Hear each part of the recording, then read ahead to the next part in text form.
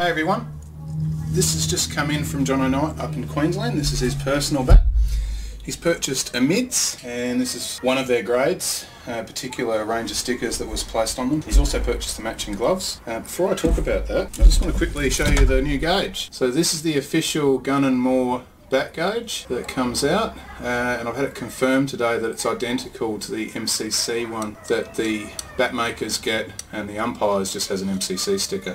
One thing I was noticing about it was they've given a little bit of latitude as far as the depth of the gauge, and that's just purely, as I've explained once or twice before, to allow for tapes and things to go on the bat. So you can see there's 67.7, and as far as edge size, to allow for tapes, so 41.9. The width, so what they've allowed there is the 108, or if I switch that to inches, 4¼ inches plus tapes.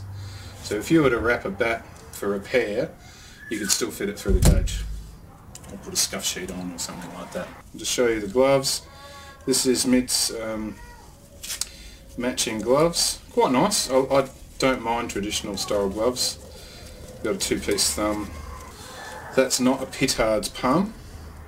That's just, I guess, Pakistani petard, but it's nice and airy. I don't know what type of leather it is. I imagine it's the best you can get. So that's the gloves. Throw them away because I don't review gloves. And this is the bat. Comes in a really nice quality bat cover. This is the bat. What a stunner it is. You can tell that that's grade 1 plus. You've got many grains there. 1, 2, 3, 4, 5, 6, 7, 8, 9, 10, 11, 12 and a 13th grain with a little bit of heartwood just appearing on the right-hander's outside edge. Stunning. Almost straight through the toe. They left the toe rough. So it's a really nice profile. Traditional Pakistani profile is a little bit different to Indian ones. With the Indian ones they'll bulk up in that mid-low position, where the Pakistani ones will actually leave the spine quite high to enable a better pickup.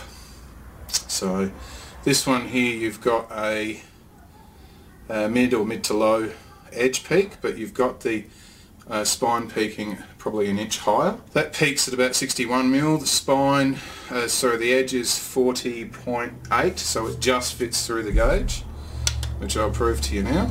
So it gets through there. There's plenty of room on the spine, and also because it's got fairly flat face camber, there's plenty of room there, because the MCC have basically allowed for something people don't use, which is about a 5mm camber on the face, which is probably stuffing around a lot of bat makers to have to redesign all the rollers on their machines to move away from these flat face designs which accentuate the look of the edges and come back to more traditional style profiles, which are probably better for the longevity of the bat, because the flatter the face profile, the more chance an off-centre shot may cause vibrations to run up and split bats through the shoulders, which you probably see on a lot of bats. This profile is not dissimilar, to be honest, with the GN Atomic that I just reviewed. That pretty much had the same sort of feature, a off-peak with a higher spine. The toe is 28 to 29mm, and it's nice and thick here at 14.8. So in a lot of dimensions it's very much the same, but one key difference that this one has over that Atomic that I reviewed is that this is, there you go, 108.8. So there's no weight saving going on here. It's purely at its traditional weight. So what would that be with this? It's 210.2, which is extremely accurate with the matching 2.8 pound sticker. I guess that means 2.8 pounds rather than 2 pounds 8 ounces. It's 16 ounces per pound. But gee, what a stunning looking bat. So you grain thieves out there will go nuts over this. I don't mind the stickers. I mean, they're leery, that green and purple and gold and silver. There's a lot of things going on, but you can see the texturing. There's some embossing here. They've obviously got this hologram style sticker They don't leave any shoulder stamps or any markings to sort of say what or who made the bat. One thing I did notice under the handle is somebody's written PF there, and we've seen this particular handle type shape in the past on lacquer bats.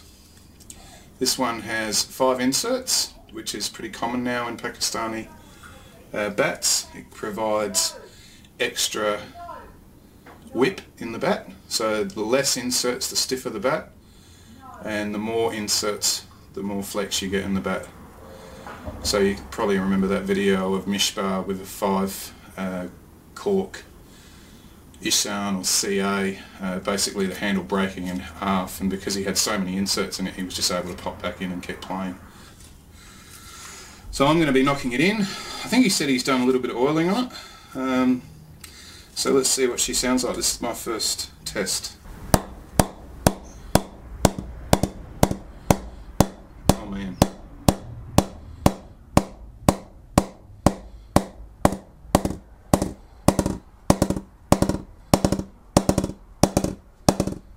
It's just pinging everywhere. Now he hits much higher on the bat, so he'll be very, very happy with the action he's getting up here. But if he's lower, he's still got a little bit there because they follow that spine almost through the toe. It sort of flattens out down there.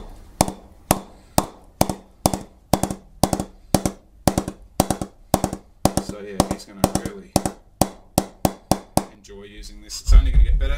I must say that it's not actually a soft press. I find a lot of Pakistani bats have a much firmer press than a lot of the Indian ones, so that's a good thing.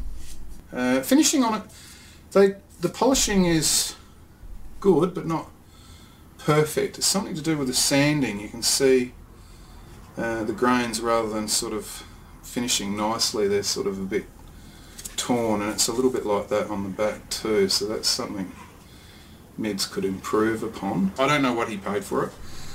You'd have to look for your MIDS prices directly. I'm not actually too interested in what that costs. Obviously this would cost a hell of a lot less than something you'd buy in the shops in Australia.